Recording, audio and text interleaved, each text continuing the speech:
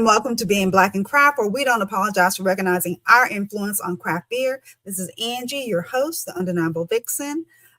It's been a while. I actually did have a podcast set up for last Monday, but for whatever reason, StreamYard was tripping, and it would not let me go live. It was weird. It was very weird. So I think I have a twofer for y'all this week as far as guests. We have a lovely guest this evening, but let me go ahead and get some beer news out.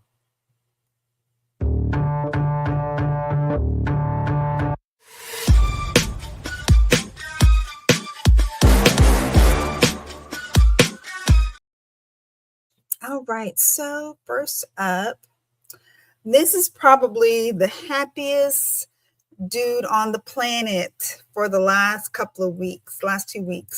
I know that many of my friends made the pilgrimage to Barrel and Flow in Pittsburgh, and I'm sure Day is probably still trying to relax, forget about everything for half a second, and just mellow out somewhere. All I can see from the pictures that everything was a success as usual. It was family time. It was getting to meet new people and try different beers, different liquors, different ciders as well, because they have a gambit of everything at Barrel and Flow. And I think that was one of the things that he was talking about. How can he get more people to know that it's just not a beer festival, but it's more than that. They have everything. They have art, they have science, they have usually a mobile cigar lounge, and then the different things that happen up to the main event on Saturday. So congratulations again to the Barrel and Flow team, Barrels on the Bayou as well from earlier this year. Everything was very successful for 2026.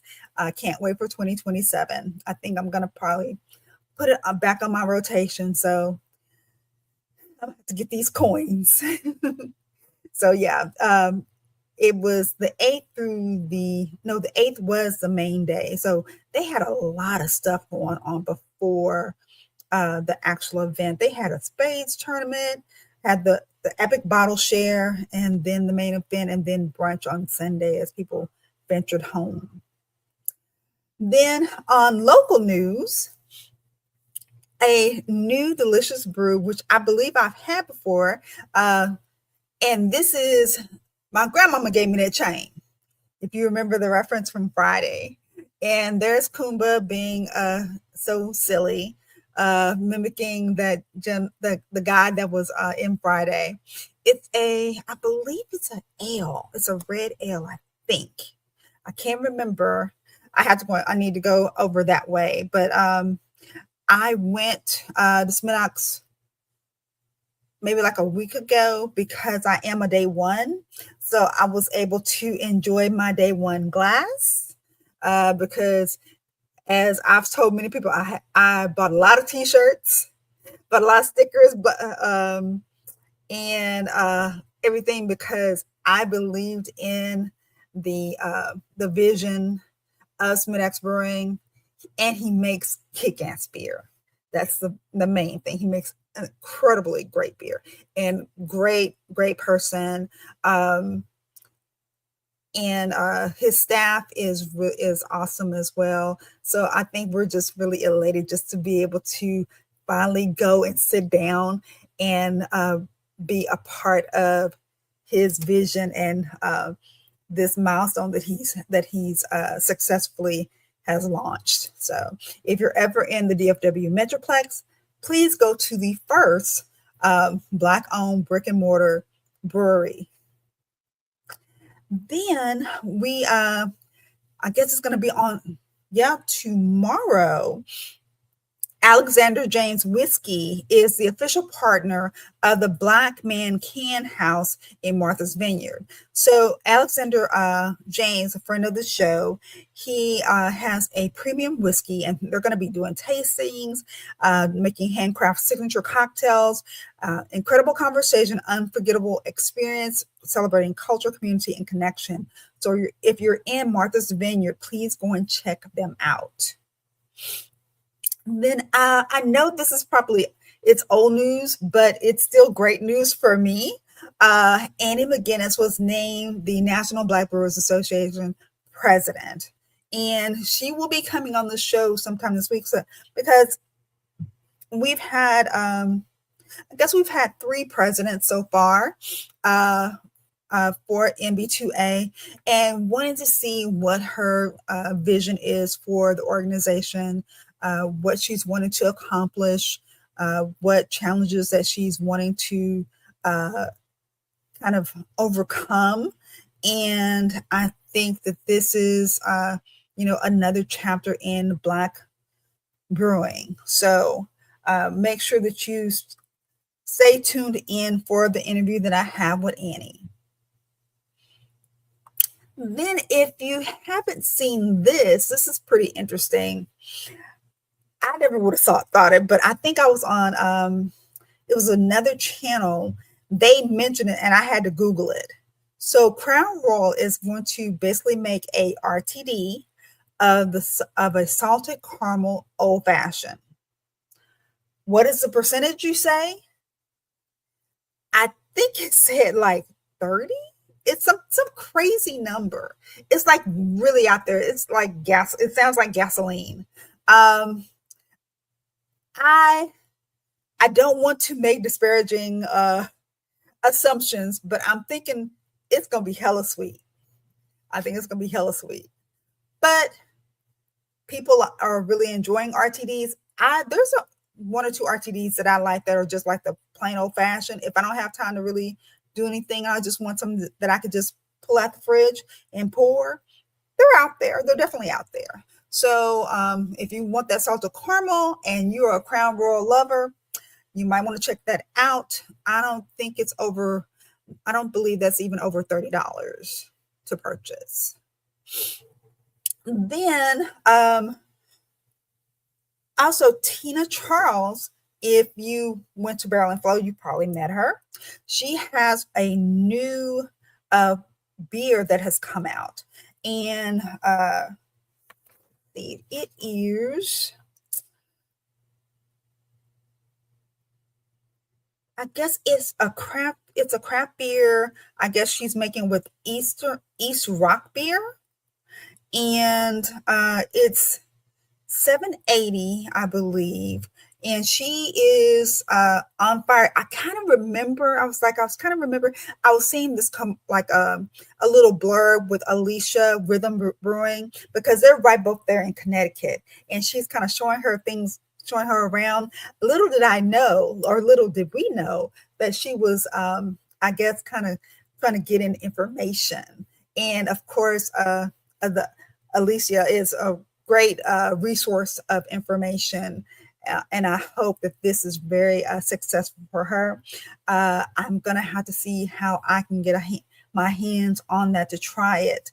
And I'm wondering how people who were at Barrel and Flow, because I know she had it out there, how they enjoyed it. So yeah, shout out to Tina Charles. Then new drink alert, Black Collier. If you are in the area, they have 2 that are coming available in Michigan, a Bishop Hazy IPA, and then a Doughboy Fresh IPA. It sounds incredibly juicy and full of flavor. So new drink alert from Black Calder. And did you know, I know it's not liquor or not beer, but Afropop, I still want to consider him and talk about Afropop, because he's been trying to continue with his legacy of making this available to people. He's in Oklahoma, but they're doing some crowdfunding, And if you go to um, Afropop Co on their Instagram, you can kind of hit the link if you want to donate to his GoFundMe, because he's still trying to do that, probably that self distro, and it's hard. If you don't know, please note that it is hard. So if you have had it or you're curious about it, if you go to again to Afropop, uh, help with the GoFundMe, and he also has a link as far as information for different where you can pick it up, because he has, I believe the flagship was about 4 different sodas. Then this is just some Black Boy Joy that I saw. Shout out to Houston, the Crafty Brothers, and they were at a brewery. And I see some familiar faces. I can see Kendrick in the back, the mayor of Houston. If y'all don't know, Kendrick, the mayor of Houston for Houston Beer, and he's with some folks, and they're just having a good time. So, and I think lastly, I'm not going to talk about this. I'm going to wait to have this conversation. I've been holding on to this as far as listening and researching, and really not necessarily wanting putting a debate on Fawn being fired from Uncle Nearest and everything that's gone on. I think it's a conversation to be had as far as what we do here at Being Black and Craft, which is having those conversations about the entrepreneurship and what it takes and the different challenges that being Black in craft, whatever it is, how we're able to maneuver it. And I think that after everything is thrown in the wash, these villainous stories are not going to be warranted. Not all of them. I think everybody played a part, but I hate, as I think Afro Beer Chicks was like, I don't like that they're putting everything on this woman's head as far as wrongdoing. And I think I agree. I definitely agree. We are, as Black women, we get subjected to, all kinds of stories. And one person may say one thing, may feel one way about you, and then it gets turned into 1,000 articles, and now you are the monster of the universe. So I'm still waiting to kind of see what this conversation would be. I want to talk to when I have my conversation with New Dawn, because she's also a distiller, and maybe she might be able to glean some things as far as how her path has gone, being in the whiskey business. So I'm going to hold my mule on that one, but that's all the beer news that I have today.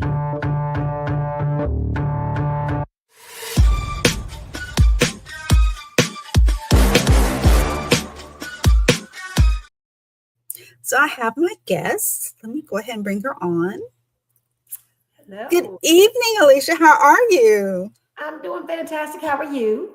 Awesome. This is a long time coming. So just to tell our audience, we literally met through a WhatsApp chat with Ashley, a friend of the show. And Alicia and Ashley, they're in Las Vegas. And I think with a lot of my friends, when they know that I have a couple of different passions. One is Star Wars. So they always send me memes or they send me stuff with Star Wars. Then it's beer and spirits, and then it's cigars. Especially if they see cigars, they're like, oh, Angel, did you see that? Did you see that? Did you see that? I was like, no, but tell me more. So I'm so glad that, she thought about me and said, hey, she's Black in craft, and it's a woman. So that hits all the little bells for me, because I think it's amazing when we get into, find something that you love, and then find that road to where you're wanting to put it out there for to have a Absolutely. product. So I think that's really commendable, just to say the least. So thank you, Ashley, and thank you, Alicia, for being so kind and saying, "Oh yeah, I'll talk about um, my business." So if you don't know, uh, cigars are like I guess I still say I'm a novice, even though I have all the accoutrements. Okay. But do you remember the first time that you tried a cigar and what was the experience like?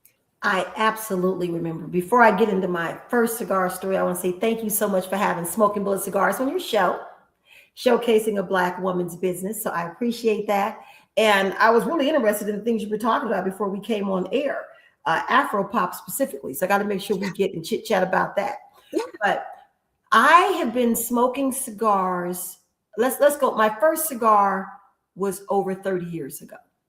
Okay. I used to work at a finance company. My day job is I'm a lender, so I'm a professional lender. I own a mortgage company, I own a real estate company. That's what I do all day, every day. And one of the things that we did whenever you won a contest or you were a top performer is there were golf tournaments, and golf tournaments always led to cigars. Finance Mm-hmm. 30 plus years ago, completely male dominated industry, specifically on the West Coast, white male dominated industry. So I Mm-hmm. was always around white men, older men. I was always the top performer because that's that Black girl magic. And so I won all the contests. So I was always somewhere amongst men smoking cigars. And one of the ladies that was also a manager turned me on to my first ever vanilla cigar. I don't know how old you are, Angie, but those of a certain age remember when flavored cigars really only came in 2 or 3 flavors. There was Mm-hmm. vanilla, there was chocolate, and then there was one other like a berryish, and they all taste like equal, like saccharin or equal that you put in your sugar with a little bit of flavor to them. They were not very good. And I said, oh my God, I don't know why anybody does this. This is the worst experience of all time. So that was my first cigar. Terrible, vanilla flavored, tastes like equal, and a little vanilla extract. And it burned terrible. It was like a newspaper wrapped up. Just Mm-hmm. terrible.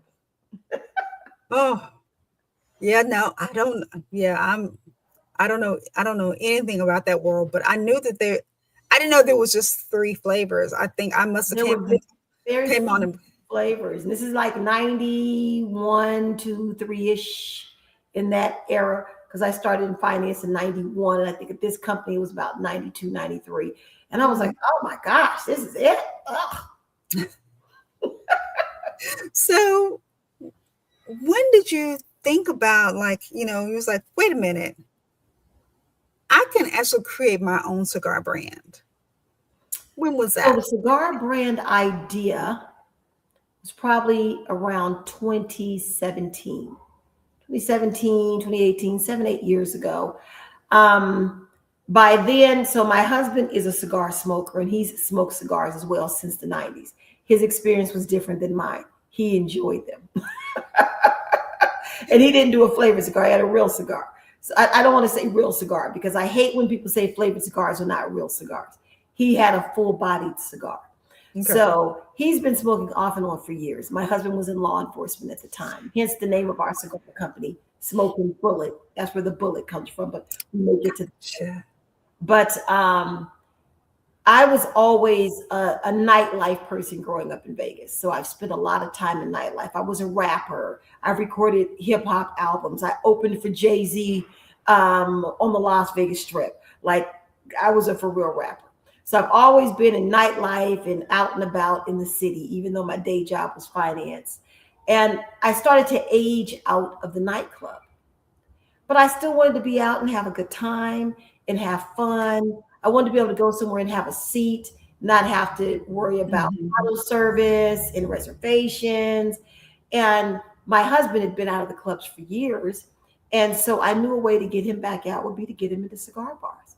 And I found that cigar bars was the substitution that I needed for the nightclub life that I used to be in. A little Yes. slower lane, but I still like a good toe tapper every now and again. I still want to have a good time when I'm out.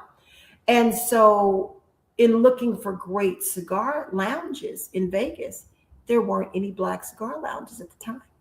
Mm. So I was going to cigar lounges and I was finding that the environment wasn't that welcoming. The people weren't rude. It just wasn't, I shouldn't say welcoming, it wasn't inviting. It wasn't Mm-hmm. what I considered fun. I don't want to listen to ZZ Top. I don't want to listen to the Rat Pack. I don't want to listen to Frank Sinatra. I want a little Jay-Z, a little Rick Ross, some Mary J. Blige, some upscale R&B. So I was looking for an environment like that, which didn't exist here, but they had in other parts of the country. And so we decided to open a Black Cigar Lounge. So I got with a couple different entrepreneurs here in Vegas, and we started throwing the idea around. In the interim, someone else opened a Black Cigar Lounge, which turned out to be an amazing lounge. It was called Sugar Daddies. It's the first Mm. Black Cigar Lounge in Vegas, and they initiated Black Cigar Week in Vegas.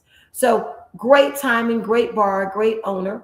And I wasn't really married to the idea of owning a lounge. I just wanted to be in a space that I wanted to enjoy. Mm-hmm. So once someone else curated, it was fine for me. But then I started looking around. So first there was the Where Are the Black Spaces, and then there was Where Are the Black Cigars. So now here we all are in the Black Cigar Lounge trying to follow old world rules of cigar. You have to have scotch or it's not the right kind of drink. And you have to have this and it's not the right kind of that. So as Black people, we have kind of all, not kind of, we have always blazed our own trail as it pertains to entertainment. If there's Mm-hmm. two things that we really own, is entertainment and sports. So why are we in nightlife trying to do something that is not natural to us, right? And I said, why are we always buying somebody else's product? We need a Black cigar. And then Smoking Bullet Cigars was born. I found a curator, one of my clients in finance. His father owns a farm in Nicaragua. We did a business deal where I was able to strike up a pretty decent deal with him, blended my own cigar, and that's how Smoking Bullet Cigars came along. So Okay. it was just out of we need our own cigar. I like a certain kind of cigar. It took a very long time to get a cigar that I liked and that I was proud of. It is not a white label. When you get a Smoking Bullet cigar, you get a custom blended Puro cigar. Puro means wrapper, binder, filler, all sourced from the same place. So we call them old world cigars. So, you know, in Cuba, when cigars started uh, hundreds of years ago and people started smoking for the first time, they weren't getting the tobacco in Cuba and the wrapper in Cameroon and the filler in Nicaragua. The wrapper, the Mm-hmm. binder, and the filler were all locally sourced in one space. And that's the cigar that we have now that we're proud to call Smoking Bullet. So let me just, I guess, ask a question about that as far as um, when because I'm thinking about when people talk about their cigars, they are giving this lineage of all these different locations. Is it because of the cost, or is it, or they're just trying to be niche, where it's like one, this part is from here, this part is from there, this part is from there. You know, it's interesting because I personally like a Puro cigar. I'm a fan of Nicaraguan cigars. Mm-hmm. So that's the reason why we have a Nicaraguan cigar. It just happens to be my favorite. The Dominican cigars, I'm a full bodied, a little bit stronger yet smooth cigar. The Dominican cigars, I don't find to be exactly that same way, even though there are some that I like a lot. But even when I don't know where it's from, I'll taste the cigar and I go, God, this is a great cigar. And I'll find that it's a Nicaraguan cigar, right? And I smoke a lot of cigars all the time because I'm constantly comparing cigars to our cigars. And I think the reason why people are into that, the wrapper is here and the binder is here and the this is there, is because, again, mimicking things that we've heard and been told. There's no reason for that. Because if Mm-hmm. we believe, if, and that's a big if, quotations, if we believe Cuban cigars are the best cigars, you'll never hear a person in Cuba telling you how they have a Dominican wrapper. It's not going to happen. They believe their tobacco, their binder, their wrapper, their filler from Cuba is the best. So Mm-hmm. I believe the cigars we have are the best. Nicaragua, the Esteli region, has some of the best Mm-hmm. growing climate and temperature and soil and everything. So I don't find the need to go and source one part here and the other part there. I like the way they're done. And that's why it has its own name, a Puro cigar. And I don't know, last time I checked, anything pure is better. That's my opinion. Mhm, mhm, mhm. So for the novice, do you Do you have a cigar that you can show the what Yeah. basically equates the body? Um, the So I'm shape gonna of the a cigar. person who doesn't smoke all the time. Let me take this wrapper off so you can maybe see it, but I'll talk about it. And of course, they can look these up on the website. So, Yes. smoking bullet cigars, to give you a little bit, we have a 5 cigar blend. So, we have a Maduro, which is a full bodied cigar. We have an Hmm. Habano, which is a medium, still full, but medium cigar. We have a Connecticut, which is a light cigar. And if we get into blends, we'll talk a little bit about the real nuanced differences between those particular cigars. And then we have 2 infused cigars, known as flavored cigars. And we have a coffee cocoa, which is drop dead amazing, beautiful taste, full body. And then we have a cognac. So if you're a novice and you're starting smoking for the first time, or you just don't smoke all the time, or maybe your palate, you just don't like really strong, tart cigars. I liken cigars to coffee. There's a lot Hmm. of people out there that don't like black coffee. They want cream, sugar. You're the people I say, can I have some coffee with my cream, please? Right. This is that cigar for you. It's not as strong as a full-bodied cigar, but you still want to have a cigar. What's different about our infused cigars versus others is it's still on a Maduro last. So it's still a full-bodied cigar, but because it's infused, it's not as strong, but it burns the same way. So it burns even all the way through. We have people that send us pictures with that much ash on a flavored cigar. That's something Hmm. you hardly ever see. Typically, you have to keep lighting them all night and lighting and lighting because they've been Hmm. manipulated, tampered with to make the cigar wrapper or the filler flavored. It typically doesn't burn as well. Ours burn almost identical to our full bodied cigars. And you don't have to light them all night. And they're easy to draw and easy to pull. So I'd start here if you were a novice and you wanted to try. Not to do a sales pitch, but one of the things we sell on our website is a sampler pack because so many people are going into the cigar culture. Because look at us, this age bracket, Generation X. We're all retiring now. All my friends, I've been to 3 retirements this year. People are all hitting 55, 56, done 30 years at the company, and they hadn't smoked, but they're starting to. So when I say the novice, you could be 60 and starting your first cigar. This is a great start. Absolutely. Okay. Okay. And what would be some no nos? Like for me, I guess with as far as like cigar etiquette.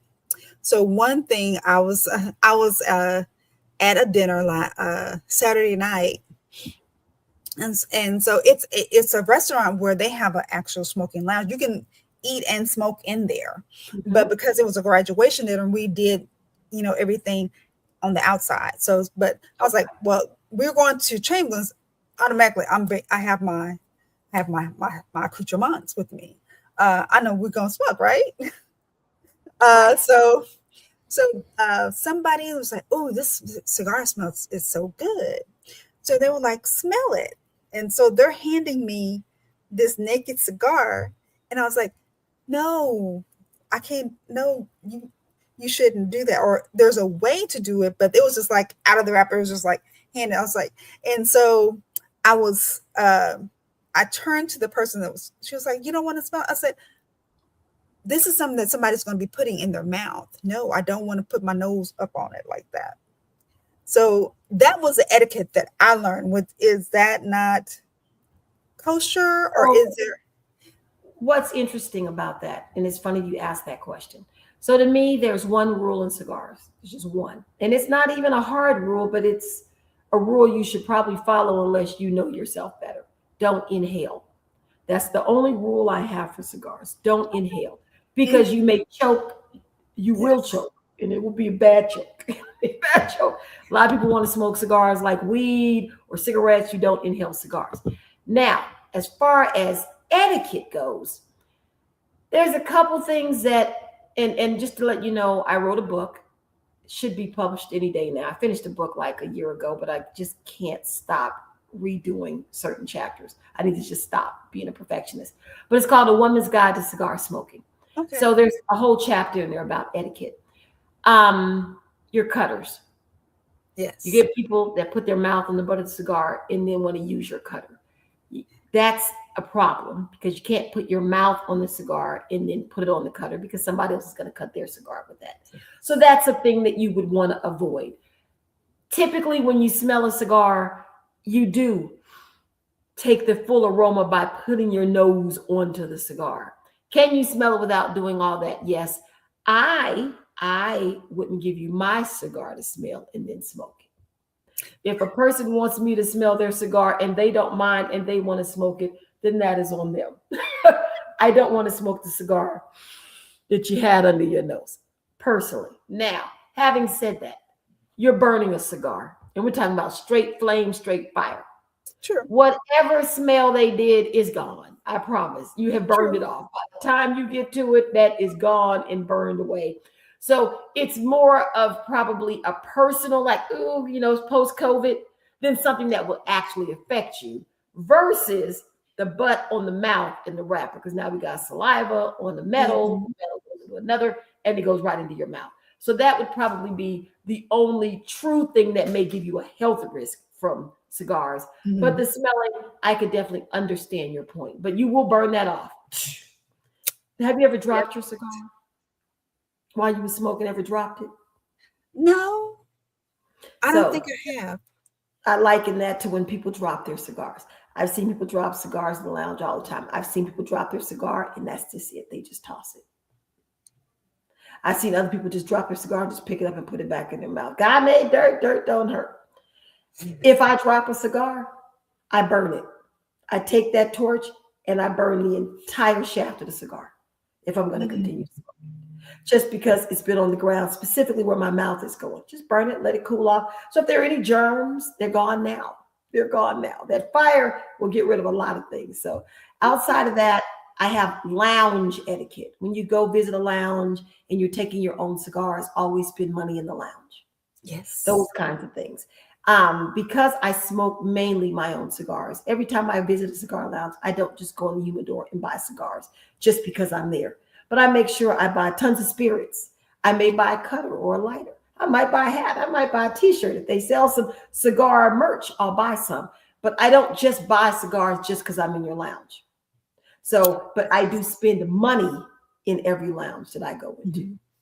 So that's That another Yeah, issue. that is basically likened to when we have our bottle shares for beer. We always support the place that we go. We have to buy a round of something, and make sure that we, take care of the staff. Make sure that the people that are taking care of us, even though we bought a truckload of damn beer and stuff, but we want to be, first of all, invited back.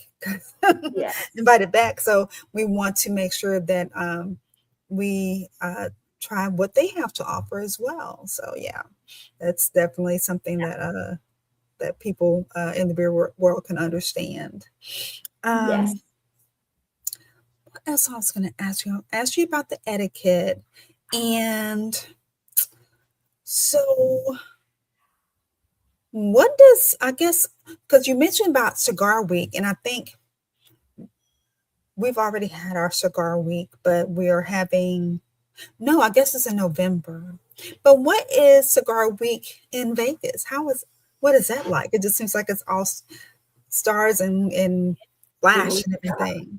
Yes. So we tie our cigar week, Black Cigar Week, into Big Smoke. So Big Smoke, they do twice a year, once in Vegas, and this is a national, I should say international cigar convention. So Big Smoke is here in Florida. So Big Smoke will be here in October. It's usually right at the end of the month. So when the first Black Cigar Lounge opened, and we'll talk about the Vegas cigar scene if you like shortly, but we have two amazing Black Cigar Lounges. I'm talking about top tier cigar lounges that would probably rank in the top 10 to 20 of all cigar lounges in the country. They claim the number one cigar lounge, or one of the top five, is Resorts World 8 Cigar Lounge. If you haven't been there, it's a pretty amazing cigar lounge. And it's in a hotel on the Las Vegas Strip. Best ventilation of all the cigar lounges I've been to, hands down. But Our two Black Cigar Lounges are not far behind on their heels as far as ratings. They're amazing. And during Big Smoke, all of the big brands come through, and a lot of them are in our Black lounges because they are doing so well. They're performing, they're doing great numbers.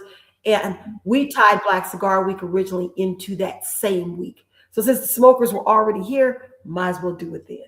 So we can kind of capture and kind of siphon off people that were here. And then again, provide that experience that only Black people can provide to each other. The right music, the right environment, a more relaxed space where you have on polo and sneakers, and we know what that means. So if you're ever in Vegas during Big Smoke, then that would be a great time to experience some of the Black lounges in Vegas. Okay. Okay. So, being in the cigar industry, of course, as you've already alluded to, is being a very male dominated industry. What has it been like for you to walk in the space as a woman? I know that you and your husband, y'all are basically partners, but I know sometimes even with that, when talking to people that are couples and they're having something, they still defer. People will still defer to the male counterpart and just saying, "Oh, well, she's just tagging along." How has that been for you in the cigar world? So it is exactly that. So that's interesting that you asked that question. One, I have over 30 years of experience of being in a male dominated industry, being in finance and money my entire career, right? So I work extremely well with men. I've just always done that because it's the way I was trained. I've always worked with them. I'm very matter of fact, kind of black and white as it pertains to having conversations. But it happens all the time that I mention that I have a cigar line or that I'm a cigar owner. And if me and my husband are together, they'll deflect all the questions to him. Mm-hmm. It's just assume that, like you said, oh, I'm his wife. I may be a mouthpiece. Maybe people know me, but he's really the cigar expert. This is really his baby. And she's just the wife. And they quickly find out, without me having to be rude, that I don't just do cigars. I'm an expert in cigars, as is my husband, but I'm an expert in cigars. Mm-hmm. And we are full partners in this venture. My husband has been smoking for years. The idea of having a cigar was an idea that was born from me.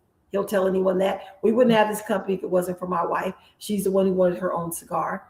And the difference in finance and cigars is the amount of intrigue that both men and women have when they find out that a woman actually owns a cigar brand. Mm-hmm. It's different than the reaction I dealt with in finance all my life, where they just assume they're smarter than you because they're men. It's like, oh my God, a woman smokes cigars. Well, what is it that you like? Oh, and then they're very intrigued. So it's a little different reception than I would have been originally expecting, right? I wasn't expecting people to be impressed with the fact that I can smoke a cigar. I'll be places and I don't notice people are watching me because I smoke cigars all the time. So I'm there, I'm lighting my cigar, I'm toasting the foot, hence lighting is called toasting the foot. Toasting the foot of my cigar, and I'm just kind of rolling it. And I'm maybe doing who knows what, not even paying attention. And I don't pull the cigar smoke just from the lighter because I know the best way to light a cigar is to kind of let it resonate and marinate a little bit so you don't just pull all that fire right through the stick. And there'll be men that go, oh my God, I noticed the way you lit your cigar. You must know a thing or two about lighting cigars, young lady. And it gives me an opportunity to sell cigars. So I welcome those conversations because if you start talking to me about smoking bullet, you're going to buy some smoking bullet cigars. So I haven't allowed it to bother me. Okay. Well, I wanted to ask you something else, but since we're on this particular topic, speaking as far as like women in smoking cigars, I guess I've noticed going to different lounges that I have seen basically an influx of women in those spaces. What misconceptions do you recall that people have with women smoking cigars? And how would you like to change that narrative? So interesting. There's a section in my book about what men think about women who smoke cigars. And then it says, not that we care. But that's the chapter. What men think about women who smoke cigars. And I asked several, probably maybe a dozen men, all different walks of life that I know, from finance to entertainment, retirees, young, old, all demographics. What do you think when you see a woman that smokes a cigar? I got some of the most amazing responses. A lot of them, of course, are, I think it's sexy. Men think that women smoking cigars is sexy. I think it's a powerful woman. I don't liken a woman that smokes cigars to being a person who's timid, cowardly, cowardless, weak, meek. I've heard all those. They think the complete opposite of that. Just smoking a cigar makes a man think that you're bold, that you're kind of a take the bull by the horns kind of gal. I've also had men say, I just don't like it. I don't like seeing women having that stuff in their mouth. I don't like the smoke. It looks sexy in a picture, but in reality, it's not something that I like. I can understand that because I don't like men that necessarily smoke cigarettes. Don't like the smell. I don't like the smell of even marijuana in your clothes, in your car, in your hair. So I don't have a problem with a person that doesn't like it. But overall, the perception that I've heard recently, and it could be because of the circles I'm in and I'm a smoker, is that it's daring, it's bold, it's sexy, it's a take charge kind of woman. Those are the kind of descriptions that I get for women that smoke cigars. I haven't had anyone say anything to me that I felt to be berating me or disrespectful smoking cigars in any lounge in all of the years I've been smoking. Typically, it's a conversation starter. Oh my God, you smoke cigars, or you know what you're doing, or you know your way around a cigar. In a lot of sexual innuendos, we get a lot of those. But you don't have to smoke cigars to get that, right? You're going to get that all the time. But I haven't had any negative responses. And all of my girlfriends, who none of them smoked cigars when I started smoking cigars, for the most part, they all now smoke cigars. So what happens is, as a woman, when you start smoking, I find that women want to smoke cigars. I get calls. I'd love to come and have a session so you could teach me how to smoke a cigar. How do you cut it? How do you light it? What do I do? I teach classes on how to smoke cigars. I've done quite a few of them. Okay. And I find that women are interested in learning how to smoke cigars. And men who smoke love having women who smoke, because they then get to take them out with them. They don't have to be worried about being gone so long and their wives wondering what they're doing or where they are, because they're working with them. So a lot of couples you'll find in the cigar lounges. The cigar culture has changed so much in 10 years. It's like AI. It's been that fast. Yeah, you definitely see the couples there, and it's a lot of single women. Yes, a lot of single women grouped up. I see I guess the communal aspect of it, and seeing folks are, they're there. Somebody's watching the game. The music is playing. There's somebody that pulled out some cards somewhere else, or there's just like some ladies are just having a glass of whatever and just having a chit chat, and it's just all these different things just that are just buzzing around. So that's what makes it. That you asked that too about women being in cigar lounges. Another chapter of the book is about meeting men. I say all the time, the man that you meet at the cigar lounge in a normal cigar environment is a completely different representative of this same man that you would have met in a nightclub. If you were to see that man on Friday at the bachelor party with all of his friends in a nightclub environment, and then see him on Saturday in the cigar lounge, those would be two completely different conversations, almost as if it was two different people. You meet the real person at the cigar lounge. Cigar lounges are relaxing for the most part. People's guards are down. I say men oftentimes in nightclubs are out hunting. They're looking for women. It's almost a competition between them. Whose number can I get? Who maybe can I take home? I'm trying to score. I'm buying drinks. I'm trying to floss. I'm doing all these things. Mhm. And when they're in the cigar lounge, it's the more cerebral version of the same guy. You find out what he does for a living without having to ask. You start talking about things that you have in common because you're sitting. That's part one. You're sitting usually next to this person. So you find yourself having conversation. There's a game on. The age old debate. Is it Michael Jordan? Is it LeBron James? Who's the best to ever play the game? This was a debate that was just happening at the lounge Saturday night. So you start having real conversations with men. So I tell women all the time, if you're looking to meet a man, go to a cigar lounge. You'll meet the Mhm. real representative of the man that you've been talking about. Definitely, definitely. I can definitely see that. Um, and I've had amazing conversations at the cigar lounge for sure. Um, Yes. especially for me because especially if it's BYOB, I have I'm gonna bring a beer. Right. I'll bring a beer and I'm gonna have my own glass. And they're like, what's she doing? What is this? I said, oh yes. I can pair my cigars with a liquor or a wine or a Or a beer. beer. My husband is a beer connoisseur. So he drinks beers almost exclusively when he smokes cigars. He likes Japanese beers.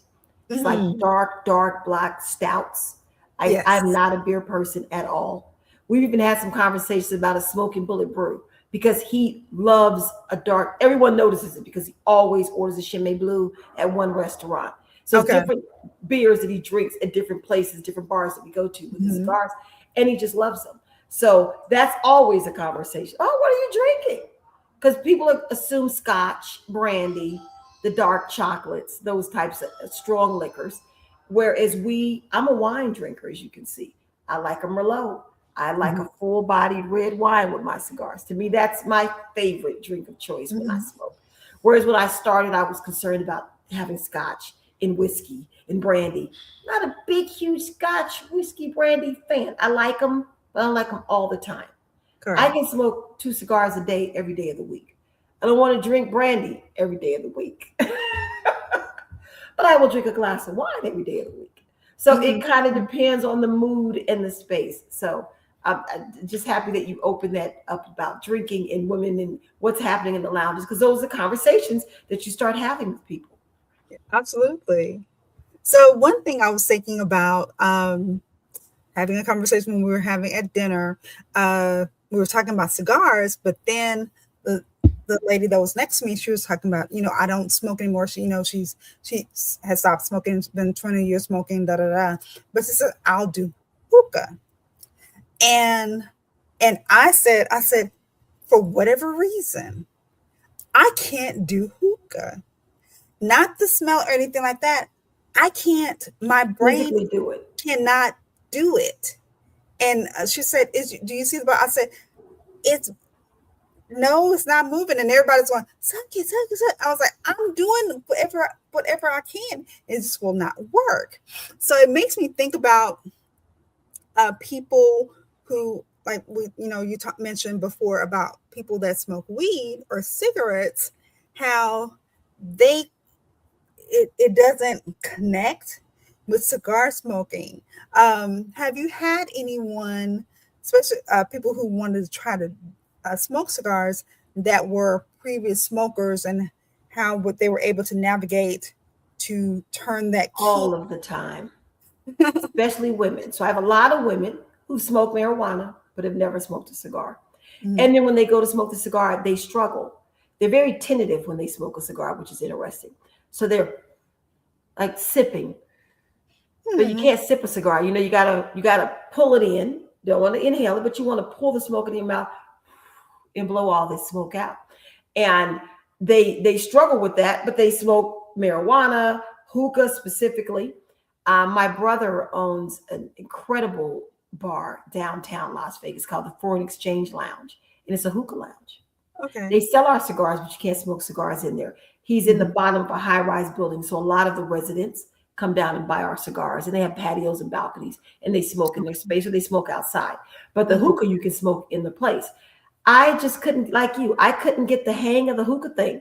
Now, I'm one of those, let's say a woman of a certain age that I believe if it has a motor, I should be able to drive it. So whether that's a motorcycle, a mini bike, a go-kart, a standard, stick shift on the column, automatic, Tiptronic, if it's a car, if it has a motor, I can drive it. Mhm. And I feel the same way. If it can be smoked, I want to know how to smoke it, whether I partake in it or not. So I went on like a mission to learn how to do hookah because I was like you. I'm pulling. I'm like, how are you guys getting all those bubbles? I'm Right. like about to choke to death. Just I don't. I'm like, are my lungs not deep enough? I finally got the technique, so I can do hookah now. I can blow it out my nose. I can do all the things with it. Still not my favorite. Not my Oh, favorite thing to smoke. But every so often it's fun. But I'll always take a cigar over hookah.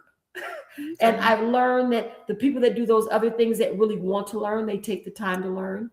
Interestingly enough, when you're smoking your first cigar, you want to try to get a cigar that has a great burn, that is easy to pull. If you've smoked enough, sometimes you're really trying because they're so tightly wrapped. Wrapped. It's Hmm. hard to get a lot of the smoke through. And if you're a newer smoker, you don't have all the tools that you would have. You don't have an aerator. You don't have a stick, a poker. You don't have these things. So you don't know because you don't smoke. So you don't know that that's not normal, that you shouldn't have to work that hard to pull the smoke out of the cigar. So a Hmm. lot of people try and they think, oh, this is terrible. They're just too hard. You just didn't have a good cigar. You didn't cut the cigar with the right cut, or you Hmm. didn't have the tool to open the cigar. So I try to educate whenever I'm amongst people smoking cigars. It's like the teacher in me. I'm always kind of watching to see if there's something, or I can see if they're kind of looking, and if they have any questions, I want to be open to answering them. So I always want to be approachable. So if that you have a question, I can help you. I can tell you the number of times I've walked into a humidor to help women pick out their cigars, and men. A lot of men entering cigars for the Hmm. first time too, because it's a cool thing to do when they want to do it, and they just don't know what to do. So we find ourselves teaching them all the time. There, I usually what I see is them going for the bigger gauge, not knowing what why they have the bigger gauge. It's just Right. bigger is better, and that's not necessarily true. Absolutely not necessarily true. I'm a 60 gauge. I do like a more robust, though a larger cigar, but Hmm. definitely not true. I like my particular cigar in a 60 gauge. So our hollow point, and we may talk a little about.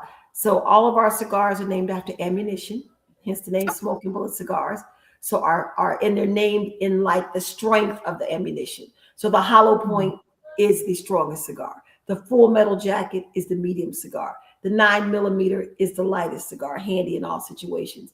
Then our flavored cigars are sweet steel, coffee, cocoa, and cognac. So like sugar, sweet steel, play on words with the gun. But I like the hollow point cigar, and it is a 60 gauge. So I thought, I'm not as big of a fan as of the Habano, and I don't know if it's necessarily the flavor of Habano cigars. I think it might be the gauge. Maybe if it was a larger cigar, I would like it better.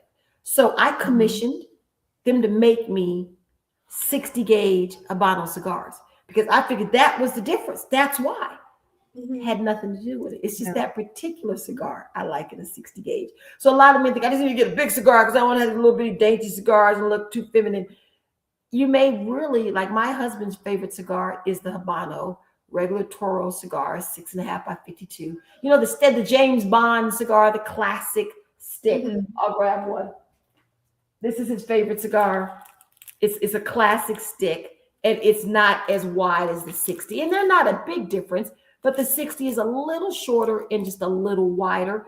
But I Hmm. like a lot of smoke. So I don't want to work very hard for smoke. I find that the bigger gauge on that cigar, I can pull and be sitting in a whole cloud. Just an A bomb went off, just a whole bomb right in front of me. I don't like pulling hard. I am not opposed to if I go a little bit into the cigar and it's not good. I like to say no cigar goes unsmoking, but that's not true. No child left behind, no cigar left behind. If it's a bad cigar, I'm trashing it. I'm not gonna work that hard all night. I want Yeah. to be relaxed. I want to enjoy it. So if it's bad, I just don't finish it. Now, my husband, on the other hand, if I leave my cigar, he will finish it. So luckily, we don't waste too many cigars. So let me do some rapid fire questions. It's kind of a little bit of a maybe like a this or that kind of thing. So I think you probably already answered it, but just in case, mild, medium, or full bodied. I like full bodied, but not because they're strong. Okay. Smoke alone or smoke with your people. Smoke with your people when Mhm. available.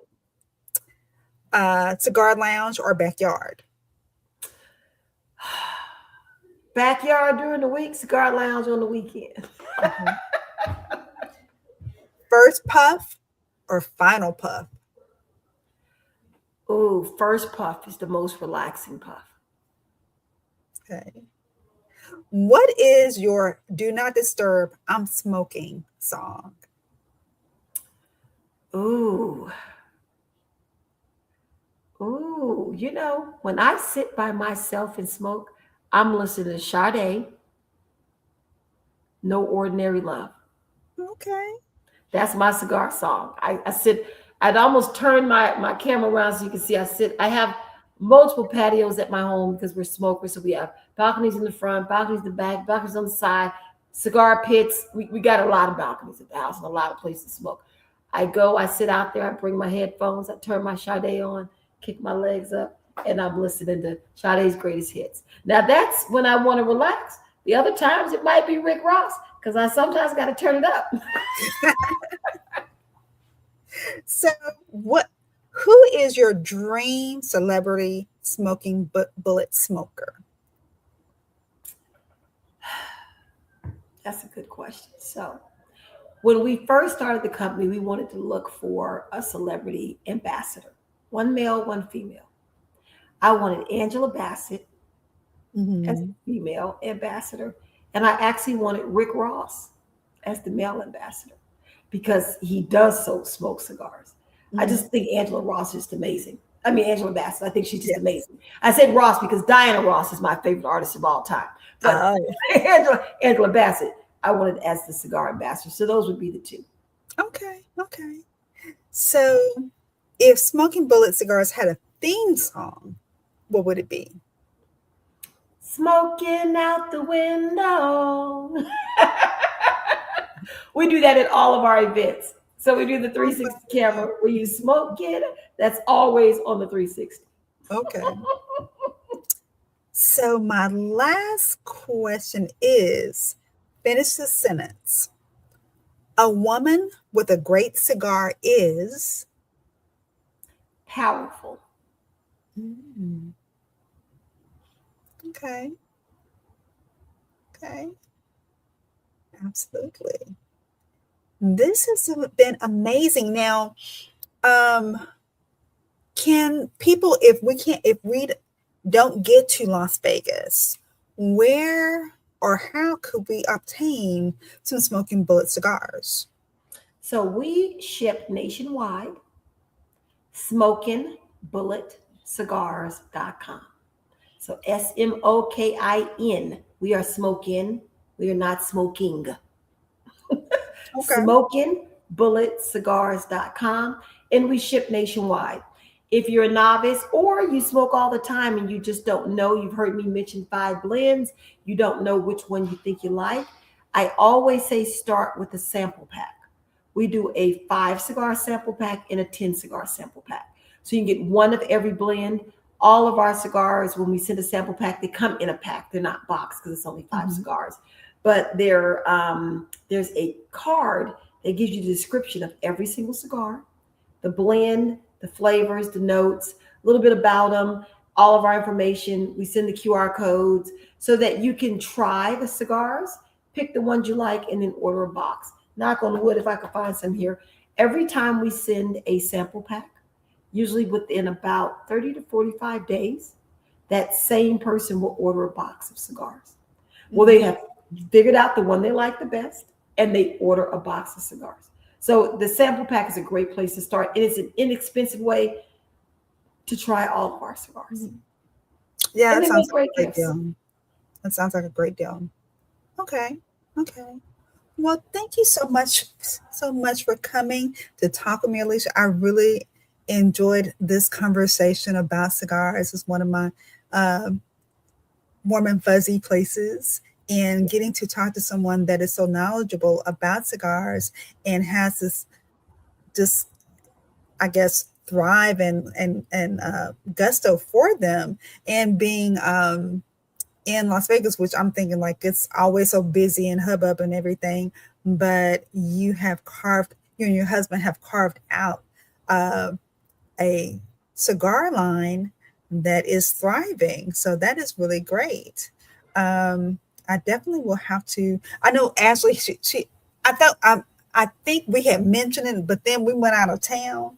We went doing gallivanting all over the country. Yes, yes. So I have to get back uh, with trying to get, I guess, getting that sampler pack, seeing about getting a sample pack from you and trying it out, because it seems like I guess I truly am a novice. Now, I don't see how y'all do it, especially in Las Vegas, but in Texas, it was 110 degrees outside. I Yes, wasn't you going got that wet heat outside. too. That So that it's like, humidity is a killer. We have the dry heat here, so I enjoy the dry heat of Vegas in the desert. yeah, so I definitely will. I I just I'm in 1,000 Facebook groups with women, Black women. It's just like I'm wanting to connect with more women of color. And it was this young lady. She just posted a couple of shots and was her smoking cigars. I was like, hey, I'm gonna still to leave. Hey, what? Hey, I see you. And she's like, oh yeah. So we connected. So that's something that I was just like, I didn't really think. There's more people out there that are enjoying cigars and are wanting to connect. And those lounges are very much a part of that. So thank you for that. Thank you for joining me today and sharing with our audience. And again, make sure that you go follow Smoking Bullet and grab some cigars. Like she said, it makes a great gift. If you're not a smoker, or if you're a novice smoker, or you're wanting to smoke, because you can always find somewhere in your neck of the woods to find out how to Yes, smoke cigars. And it's so relaxing. absolutely. Best thing Well, ever. thank you for having me, Angie. This has been an incredible hour. It went so fast, as I Yeah. said it would. And thank you for, bringing some more light to Smoking Bullet Cigars, SmokingBulletCigars.com, All where right. we Well, don't conform, we transform. okay. Well, thank you, everyone. Thank you all for watching Being Black and Craft, where we don't apologize for recognizing our influence on craft beer and cigars. Thank you so much, and just hang on tight. We'll see y'all next week.